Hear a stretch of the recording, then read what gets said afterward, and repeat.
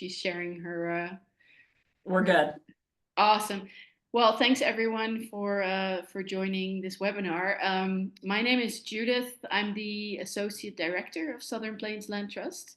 Um, and let me give a little bit of background for those who are not too familiar with Southern Plains Land Trust. It is our mission to protect prairie wildlife. We manage and own a network of prairie conservation, a network of prairie refuges for wildlife. We've got a herd of bison, free roaming. We've got lots of pronghorn, prairie dogs, basically all the native wildlife that belongs on the prairie. And we work together with Sheridan. We often get people asking if they can come and visit the preserves, which are in southeastern Colorado. It's almost 60,000 acres. And we only have 4 staff members, which are responsible for everything from bookkeeping, fundraising, partnerships to actually doing the work on the land, herding the bison, herding, Herding. In my accent makes it sound different, but we do everything from like fence removal. So sometimes it's really hard to accommodate groups of visitors and really show them around. But luckily, Sheridan, who is the co-founder of Reefs to Rockies, has the capacity to do that. And she's been a great supporter to Southern Plains Land Trust in the last couple of years. She has a background in wildlife biology, a master's in biology, and she founded Reefs to Rockies in 2006, I believe. So it's almost 20 years. With the purpose of having like an ecotourism, very conservation-minded company to explore those beautiful regions. And she's going to be talking a little bit about our partnership today, but also conservation in action, how ecotourism can advance conservation. And I'm very curious also to hear how she landed on southeastern Colorado, because it's a beautiful place and there are so many other beautiful places in the world. So Sheridan, go ahead. Well, thank you for that. Yeah, I'll talk a little bit about the origin story with respect to the grasslands. I have to start though, this bison photo, I use it a lot, and that was taken at Southern Plains Land Trust a few years ago, one of our first visits down there. When we embarked upon what at that time I really was not envisioning was going to be an ecotourism component. We were just getting a feel for the location and as it relates to a conservation aspect and donations to a local partner.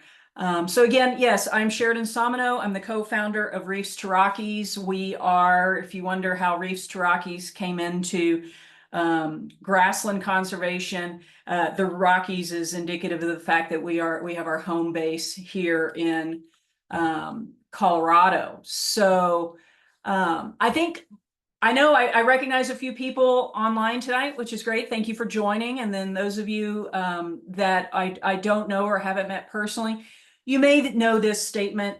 But I think it's really important to start with this because it really ties into why Southeast Colorado and really the Great Plains are so important to us as we go into almost our 20th year of operating.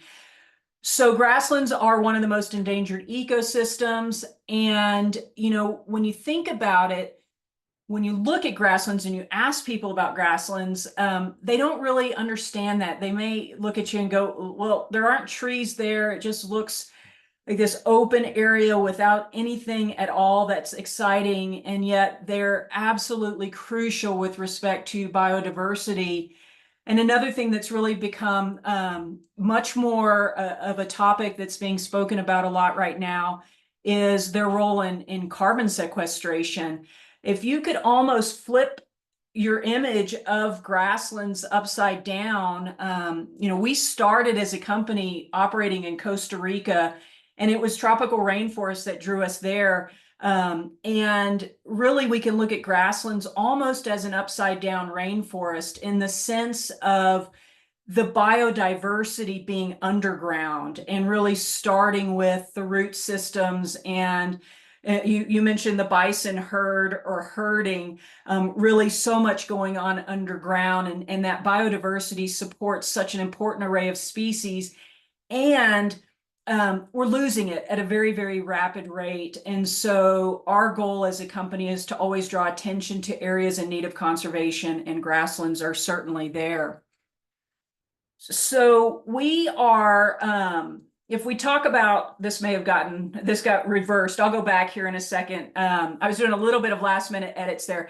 So to talk a little bit about who we are Reefs to Rockies. We started in 2006. The company started as it evolved out of a study abroad program that I started in Costa Rica when I was teaching biology at the Community College of Aurora. And that the work that we did as I was developing the study abroad program connected us with some really interesting on the ground local conservation organizations. And from the get-go, we really look at tourism as a mechanism to drive conservation. And so specifically, we call ourselves an ecotourism company. We could continue to use other buzzwords such as sustainable tourism, conservation-based tourism, but all of it really is we look at nature first as a driver in where we operate and the experiences we create. And in all of those, we're looking at it from a wildlife viewing perspective, an ethical perspective, trying to minimize our impacts on wildlife, trying to positively impact local communities. And we started in Costa Rica, and really our emphasis was in Latin America. But as some of you may know, and we were just talking a lot about 2020 today in the office, is in 2020, we were heavily, heavily impacted by COVID-19, as many other people were, from a health perspective, but from a tourism perspective, it just crashed our business. I mean, literally for 2 years, and some of you saw us go through that, we weren't quite sure how we were going to come out of if we were going to come out of it at the end. And if so, what were we going to look like? Were we going to do business as usual, or were we going to maybe pivot and look at some other things? And I started having conversations with a very good friend of mine who also is in the tourism space. We started talking about the fact that, we as a company, Reefs to Rockies, were already doing some trips to Nebraska, our Spring Magic in Nebraska that focused on sandhill crane migration and grouse at Lex. It had been one of our most popular trips. And so we had done trips to Kansas, out to the prairie. We realized, we've got this opportunity here. Why are we sending people across the globe, which we still do? Why are we only focusing on that when we really could take a moment to look at just east, right? I brought this photo up because what brought me to Colorado, I'm originally from Texas. What brought me to Colorado was literally that view, those Flatirons in Boulder, Colorado. I came out here my senior year in college, saw the Flatirons view from 36 as I was pulling into Boulder to visit a friend for spring break, and vowed to live here. And that's what most of us probably think about if you fly into Denver or you drive into Denver, most tourists are looking to the west and not to the east. And yet in the east, and really through this huge swath from Canada down into Mexico, we have an ecosystem that at one time was really considered the most epic wildlife viewing destination on the planet, and it's in dire need of conservation. So we started really talking about looking at doing more using Denver as a hub, because Denver, I'll talk about, if you've read the book, I'll talk about it again in a moment. But Denver, there's a line in the book American Serengeti by Dan Flores that calls Denver the Queen Cities of the Plains, and we're here, so why not use that as a hub for this work? And so as we started thinking about that, one of the first things we needed to identify was who was going to be our conservation partner on this, because we have always given a portion of our, you may have heard of 1% for the planet. We have from the get-go have committed to at least 1% of our annual sales go into conservation organizations. And we felt like initially we needed to have a conservation partner. So I had heard about Southern Plains Land Trust and reached out to Nicole, I think through LinkedIn, asking for a call, if she would get on a call, because we wanted to give Southern Plains Land Trust some money. And I think she thought I was, it wasn't actually true. It took a couple of times. I had already known that, I had started, I think, maybe getting the newsletter and stuff, but I was thinking, here's an opportunity for us to put money towards land acquisition that, while it's not huge amounts of money, it's something that we can share with our clients, right? We can literally look at and say acre for acre. And so we reached out to Southern Plains Land Trust and thought that would be a really good organization to use as kind of the anchor, the conservation anchor for our, what we didn't know we were going to call it at that point, what was going to become our American Serengeti series. And so that's kind of where we came together. So I finally got Nicole to answer my call. Finally got her to, we actually met for lunch in Lamar a few months after that. And by that time, something had, and I can't remember it exactly, but something happened. There was this spark. I'm a birder, and oftentimes we talk about our spark bird. What was it that got us into it? So Bill and I had been talking about, increasing a collaborative effort on wildlife-based trips in the Great Plains. We had been, in conversation with American Prairie up in Montana.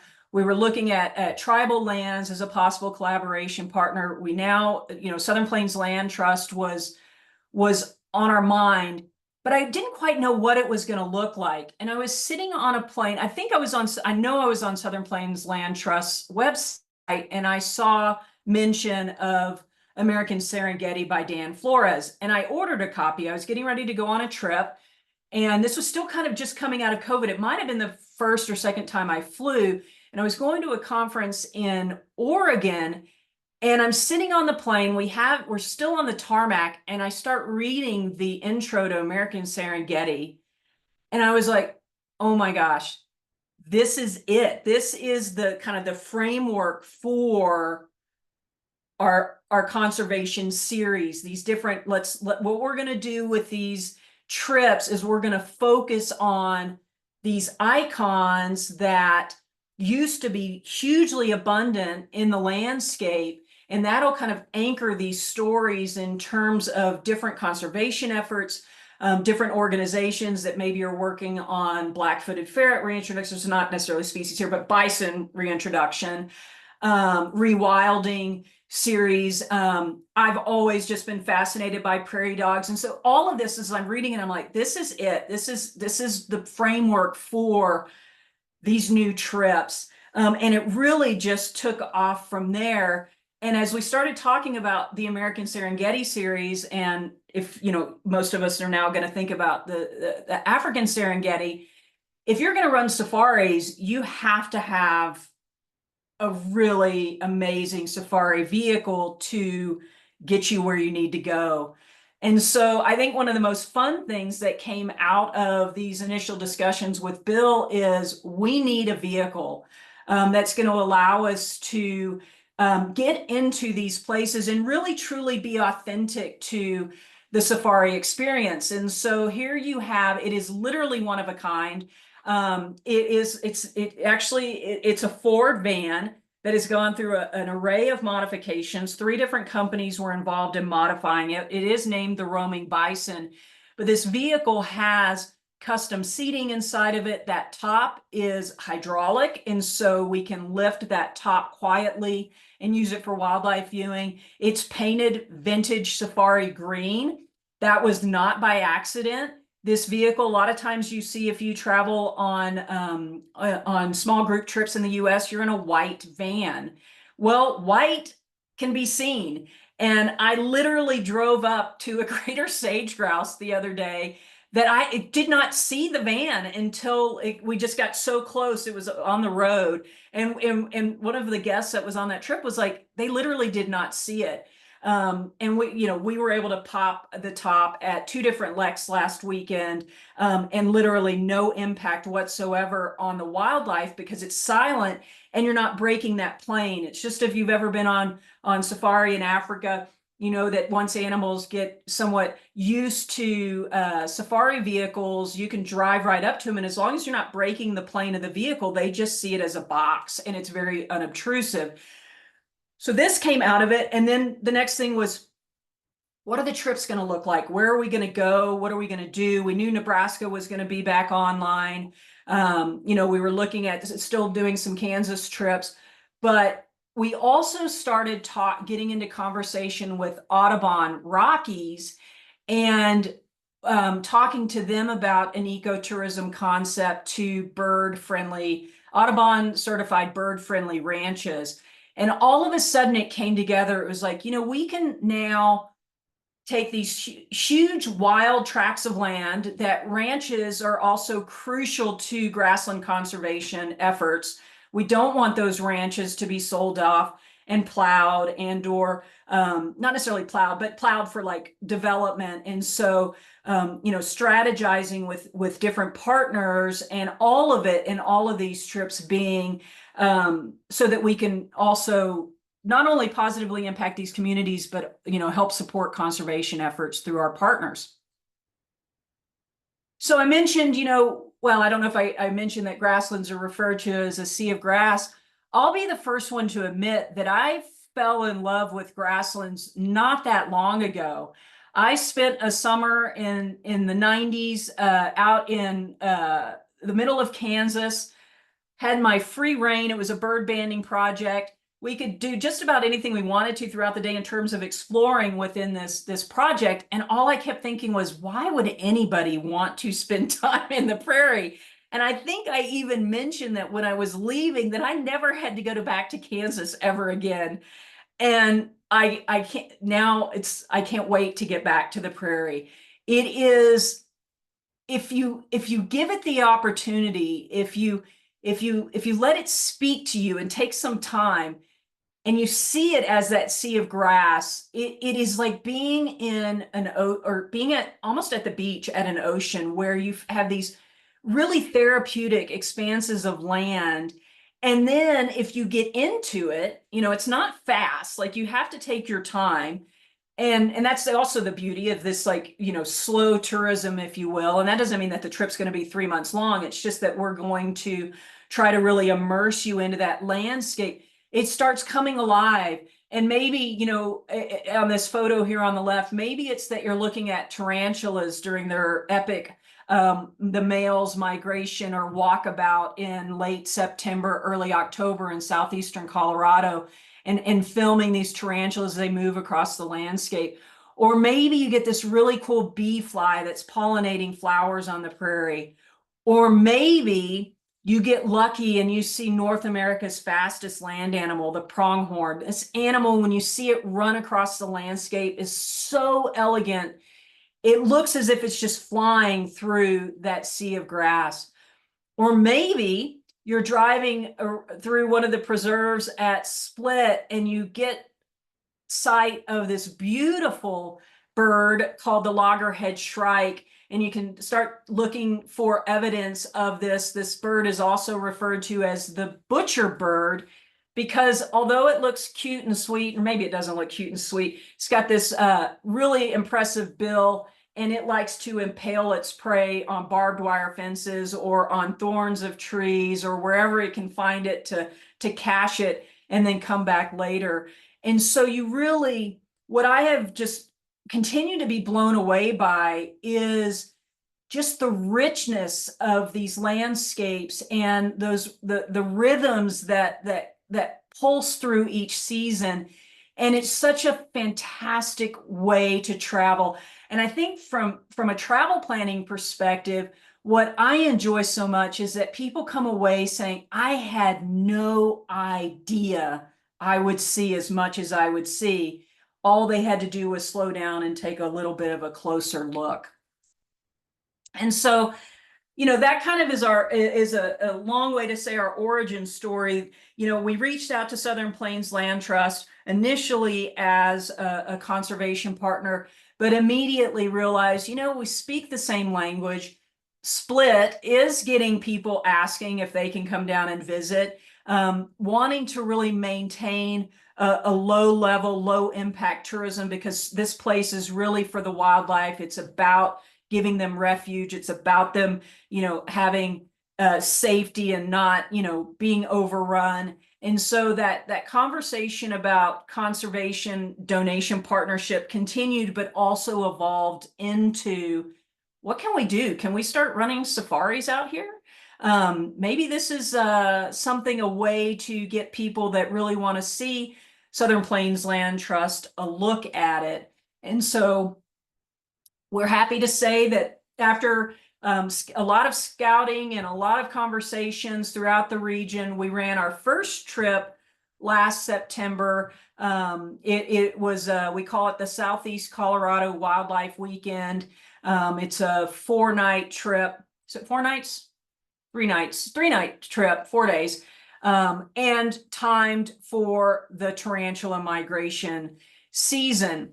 And it was outrageously successful. I mean, we saw just, well, what we didn't see, I should say, we saw a lot of wildlife. What we didn't see were other people. That is also really, really important to note. The fact that we don't have to share these experiences with loads and loads of other people.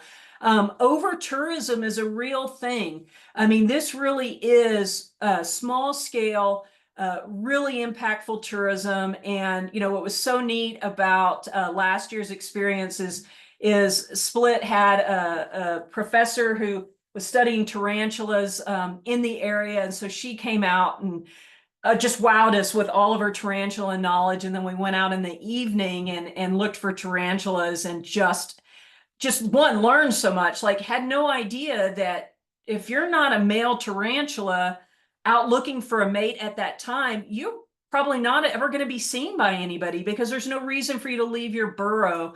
And what was really interesting about that night is Southeast Colorado can be windy, in case you didn't know. And it was really windy that night. And what that actually ended up facilitating was that the tarantulas stayed out of their burrows more, because there was so much vibration because of the wind on the ground, that it allowed a much more interactive experience, in the sense of us seeing more tarantulas and learning about their burrows. She had a camera that we were actually able to put down into the burrows. And again, we walked in these huge fields of grass, and looking for things like tortoises and beetles, and I mean, just all sorts of stuff. And it was just an absolute treat.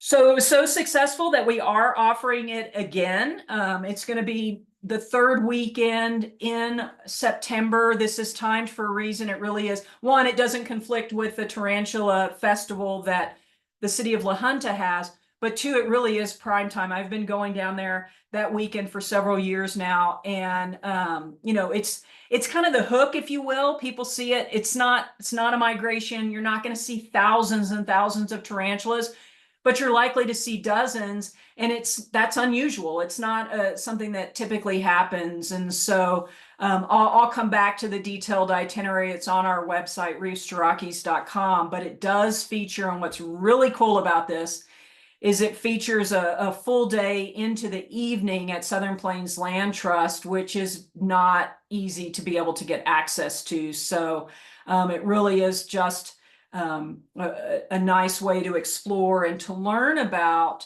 the pillars of Southern Plains Land Trust. And their pillars are why it is such an amazing wildlife destination.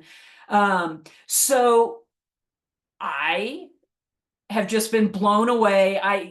Judith knows this. I am just blown away by the beaver story at Southern Plains Land Trust. I went down there a couple of years ago and did a volunteer weekend doing rock dams, 1 rock dams for beavers.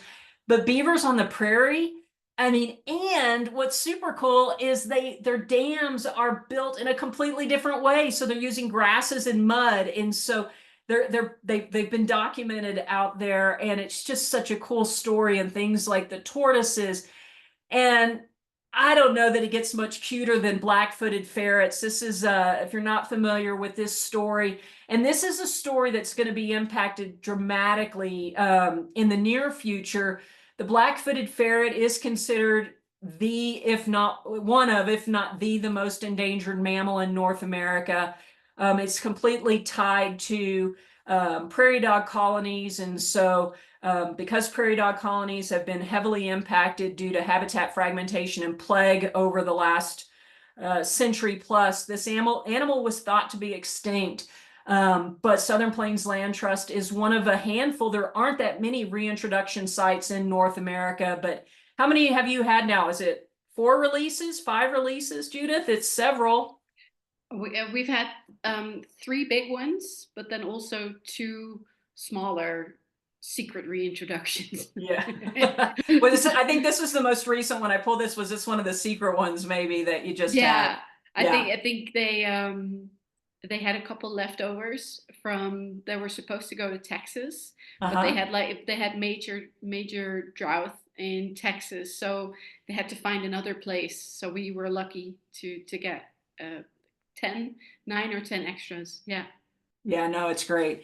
And so, when with respect to the conservation collaboration, it's about, we're at Southern Plains Land Trust. It's about gaining ground, purchasing land. It's about rewilding, which is huge. And that really, I mean, the one thing that's not shown here is the bison. And those bison is keystone species. Those bison are key. Taking down fences, letting those bison be as free ranging as they can possibly be, has such a trickle down effect. So you can go from, the keystone species of black-footed prairie dogs up to the keystone species of the bison, the keystone species and ecosystem engineers of those beavers. And you get all of those at Southern Plains Land Trust. And so what you may not know going into it is you have a much more accurate representation of this system as it's working. And it continues to become more beautiful every time I visit it. And so by traveling, or by us bringing ecotourism on a small scale to Split, it helps help them achieve these 5 pillars and goals of the organization. If you're sitting here going, yeah, that's all great, Sheridan, but are your trips any fun? I think they can be fun. I make people take, selfies with me by big giant tarantulas after the trip. This was our group last year. And this is a sold out group. If you notice, there are 7 people there. If you go on our trips, that roaming bison only has 8 seats, including the driver's seat. So we really are talking about small group, but Gail talked about we saw pronghorn, tarantula, burrowing owls, picket wire, canyon was part of it. So we bring in the geology of the landscape as well. This trip is also timed to fall migration for birds. So it wouldn't be unusual to, I don't know, maybe see kettles of a couple hundred Swainson's hawks as they're making their migration down. Whitney was just, this trip was absolutely epic. History, geology, local food. We do make sure on our trips that you're fed and that you have drink. And so we really try to do whatever we can to make it as comfortable as possible and as many inclusions as we can do as well. And so looking ahead, this is another image from Southern Plains Land Trust. Again, don't look at it and think there's nothing there. There's a lot there. We're looking at offering more trips throughout the year. I know we have from the fundraiser, the annual fundraiser that was back in December, I think, right? Because I think I was not able to attend. But we gave away, we donated a 1-day safari at Split. That's coming up. The family that won that, they're going the first weekend in May. But we're looking at kind of a sequence of at least 4 trips if we can throughout the seasons. We know the September trip is just a winter with the tarantulas, but we've talked about raptors in winter. A little bit of it is making sure that the roads are passable, but there's a lot of different things on the horizon. And if you're listening to this and thinking, I really want to go to southeastern Colorado at a certain time, reach out to us. Let us know what that looks like, and we're always open to listening to ideas. So how can you get involved? You can book a trip, go to reefs2rockies.com, book a trip. And by doing that, you'll support SPLT, because all of our, not just our trips with Southern Plains Land Trust, but our Spring Magic and Nebraska trips, our conservation partner there is SPLT. We have several other trips throughout the year that we run that we also funnel donations into that. And then you can support Southern Plains Land Trust directly through their website. You obviously are connected with them if you signed up today. You can follow both of our journeys as we continue this collaboration. And again, really, gaining ground for prairie wildlife. I like to think that if I look at the last chapter of my career, I want to be able to look back on it and really feel that we've done something notable for grasslands in North America. And that's evolving. I was just at a bison summit a couple of weeks ago, and just the amount of collaborations and the passion that goes into this, and the passion of what those 4 staff members, I don't know how y'all do it out there with respect to that 60,000 acres that you're stewarding out there. But join us on a trip. And with that, I want to thank you for your time. And I guess we can open it up to questions if we have any. Yeah, that's right. So, Sheridan, can people also email you directly? Yes, they can email me as directly. Let me put that in the chat real Yeah. quick. Let me see if I can figure out chat here. There is a chat function on the bottom. Yeah, let me get out of the, I'm going to escape out of the. Yeah, sometimes it's hard to see all those extra functions when you have your. Yeah. Here's the itinerary. One of the other things too, real quick, can you see that, Judith? Yeah, yes, I see your website. One of the animals that we didn't talk about, badgers, that's just an amazing animal that's highly likely. Burrowing owls, I think one of the most charismatic animals we have in the plains. Those are all really, really likely. Like I said, the bison, it's just a really, really great trip. But let me see if I can figure out where chat is. Actually, and maybe if you just go to Reefs, since I'm showing it here, reefs2rockies.com, and hit that contact button, you can send a message and it'll for sure get to me. I think it's just Sheridan at reefs2rockies.com, right? Yes, it is. Just make sure that Reefs gets some. Oh, here we go. Here's chat. I'll put it here. Finally found it. Zach, you can go off mute. Exactly. Zach, you just asked, please. I'd love to hear your voice. You got it. This is Zach. Nice talk so far, Sheridan. I really appreciate it. Couple questions. So you were talking about that 4-day excursion. Sounds awesome. We all love the prairie here. What about lodging? How do you handle that? Well, we don't make you sleep on the prairie, which is really nice. You can't feel the grass? So that's a really good question. And so, what we for the first 2 nights, it's a short trip. We try not to move you too much. So the first 2 nights are in Lamar, or excuse me, is it? No, that's Lamar. There's a typo there. I just realized. That should be Lamar. It's funny. I just found this typo in here. We stay at the historic Cow Palace, and it's an older hotel in Lamar that has just been redone. So you stay there the first 2 nights, and then we move over to La Junta for the last night. And we're hoping La Junta. We've been talking to their tourism bureau. We try to stay at locally owned hotels when we can. It's a little bit harder in La Junta, so the Holiday Inn Express has been the most consistent. So 1 night there, and then it includes all meals. So we really focus on local restaurants and trying to spend as much money as we can and impact those local businesses as much as we can. No, that's helpful. And yeah, that historic Cow Palace in Lamar is awesome. I stayed there in February for the Snow Goose Festival that they just had. We're so glad it reopened. Second question. You're a birder, I'm a birder. Got that in common.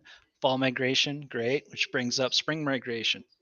I'm sure that's been on your horizon. You're talking about possible new experiences, new planned excursions, spring migration.